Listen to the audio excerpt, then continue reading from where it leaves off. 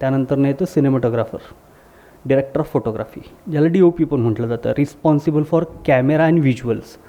तुम्ही जे पडद्यावर बघताय ना, हे आणायचं काम या लोकांचं असतं, ह्यांची टीम. चूजिंग लाईटिंग आणि framing.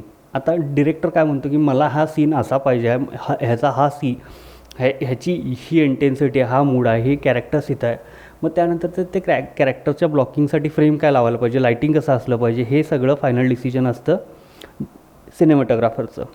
Working closely with the डिरेक्टरचं विजन लोकांना दाखवायचं काम हे सिनेमॅटोग्राफरचं असतं. डिरेक्टर त्याला ब्रीफ देत असतो की मला हे असं पाहिजे. फॉर एक्झाम्पल राजामौलींनी म्हटलं की बाबा RR मधला तो RRR मधला सीन आहे की NTRला असा वाघ हे करतो, तो डिरेक्टर सिनेमॅटोग्राफरला सांगतो. मग तो सिनेमॅटोग्राफर व्हिज्युअलाइज करून तो सीन प्रॉपर फ्रेम करतो.